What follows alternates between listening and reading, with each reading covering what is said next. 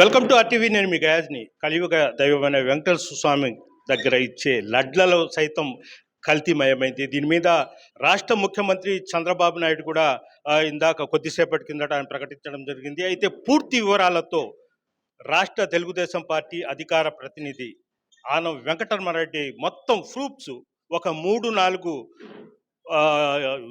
టెస్ట్లతో సహా ఆధారాలతో సహా ఆయన బయట పెట్టడం జరిగింది. ప్రస్తుతం మనతో ఆయన ఉన్నారు, ఆయన మాట్లాడారు. సార్ నమస్తే. చెప్పండి, అసలు వెంకటేశ్వర స్వామినే అంత మోసం చేశారంటే ఎవరు అసలు ఆశ్చర్యకరంగా ఉంది. ఏం ఆశ్చర్యం లేదండి, ఎందుకు ఆశ్చర్యపడాలా? వెంకటేశ్వర స్వామిని వాళ్ళు ఎప్పుడు నమ్మలా. కొత్త కాదు కదా, మేము గత 5 ఏళ్ల నుంచి చెప్తానే ఉన్నాం వెంకటేశ్వర స్వామి అంటే లీస్ట్ భక్తి లేదు, వాళ్ళకి ఇంట్రెస్ట్ లేదు, వాళ్ళు నమ్మరు అని చెప్పి వాళ్ళని మేమేం తక్కువ చూడలేదే. ఎవరి రిలీజన్ వాళ్ళది, ఎవరు ఏ దేవుడిని కొలుచుకోవాలనేది వాళ్ళ ఇష్టం. కానీ నువ్వు నమ్మనప్పుడు నువ్వు అన్యాయం చేయడం తప్పంట. నువ్వు అన్యాయం చేయడం తప్పు వెంకటేశ్వర స్వామిని నువ్వు నమ్మబల్లా, అది నీ ఇష్టం. Whether you believe in Lord Jesus or you believe in Lord Allah, it's your choice, personal choice. దానికి నేను కానీ ఎవ్వరు కానీ దాని మీద కమెంట్ చేసేదానికి కానీ ఏలెత్తి చూపించే ఇది రైట్ కూడా లేదు మాకు. కాకపోతే మేము చెప్పేది ఒకటే, నువ్వు నమ్మనప్పుడు నువ్వు మాకు న్యాయం చేయబాకు, అన్యాయం చేయకూడదు. నువ్వు న్యాయం చేయమని నేను అడగటంలా, నువ్వు అన్యాయం చేయొద్దు అంటున్నా.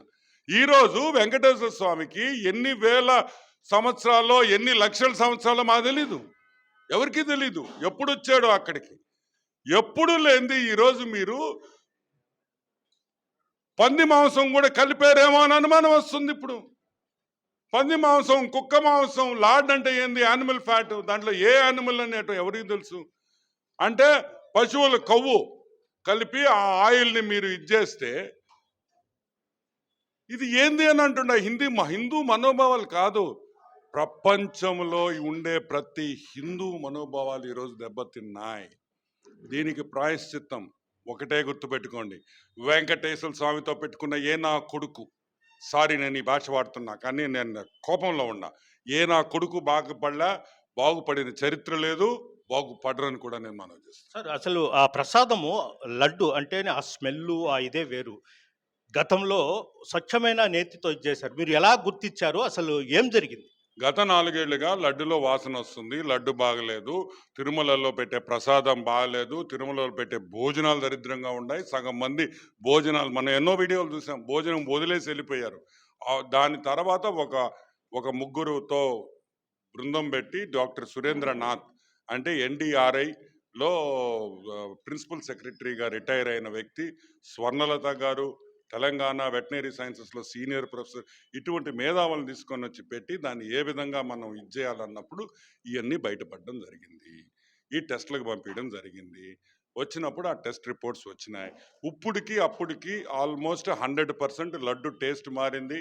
తిరుమలలో భోజనాలు బాగున్నాయి, ఇంకా కూడా డెవలప్ చేయాలి. ఇంకా 2-3 నెలల్లో మీరు అద్భుతాలు చూడబోతున్నారు తిరుమలలో.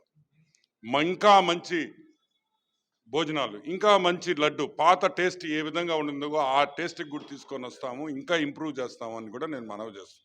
సార్ ఇంకొకటి అంటే దాంట్లో వేరే వేరే విత్తనాలు అంటే బీనిసు లేకుంటే డాల్డా ఇలాంటి కలపడం ఒక ఎత్తు. అంటే ఈ కబేరాలు ఎముకల నుంచి తీసిన గుజ్జు, మాంసం నుంచి కొవ్వు ఇలాంటి వేయడము అపచారం కదా. ఇళ్లలో తినే ఎదవలకి వాళ్ళకి ఏం తెలుస్తుందయ్యా. నేను ఎదవలంటే ఎందుకు అంటున్నానంటే, నేను అనకూడదు ఆ మాట. ఒడ్డు మాంసం ఎవరైనా తినచ్చు, కానీ నువ్వు ఏ రోజు మాకు రెస్పెక్ట్ ఇస్తావో మీకు కూడా అంతే రెస్పెక్ట్ ఇస్తావు. నువ్వు మమ్మల్ని ప్రేమించవల్లా, మమ్మల్ని ద్వేషించబాకు. నువ్వు ద్వేషించకపోయినా మేము ప్రేమిస్తాం మిమ్మల్ని. మా మనస్తత్వం హిందూ మనస్తత్వం అది. మేము ఎప్పుడూ మనుషుల్ని ప్రేమిస్తాం. నేనేమంటానంటే, ఇది నువ్వు దోసుకో, వచ్చిన డబ్బుల్లో 10% తిన్నావు పర్వాలా, కానీ స్వామికి ఇచ్చే ప్రసాదంలో కూడా ఇది నెయ్యి కలిపారంటే మనం ఏమనాలి? అసలు నీకు ఏం మాట్లాడాలి నాకే అర్థం కావట్లే.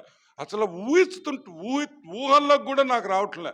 ఇంత అపచారము, ఇంత అన్యాయం చేస్తారు, చాలా అన్యాయం అండి. అంటే ఇప్పుడు మొత్తం ఎన్ని ల్యాబుల్లో టెస్టులు చేశారు?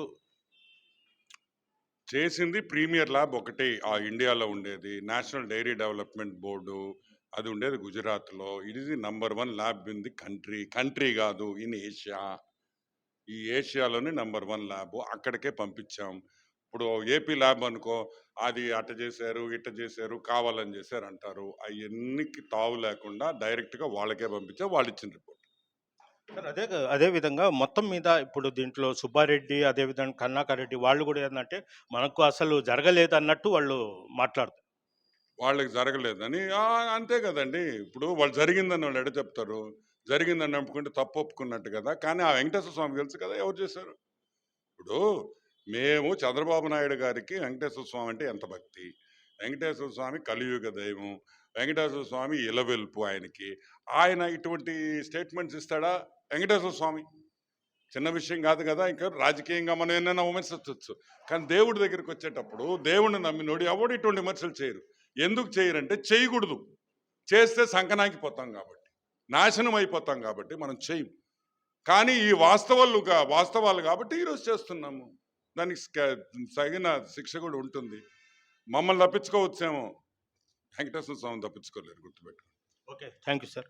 ఇది ఖచ్చితంగా ఈ కల్తీ చేసిన వాళ్ళని వదిలే ప్రసక్తి లేదు. ప్రభుత్వం కఠినంగా శిక్షిస్తుందని కూడా వెంకటరమణ చెప్తున్నారు. వీడియో తెలియని ప్రదీప్ గాజ్ RTV నెల్లూరు. మరిన్ని వీడియోస్ కోసం ఛానల్ ని సబ్స్క్రైబ్ చేయండి. లేటెస్ట్ అప్డేట్స్ కోసం వాట్సాప్ ఛానల్ ని ఫాలో చేయండి. అండ్ లింక్ డిస్క్రిప్షన్ లో ఉంది.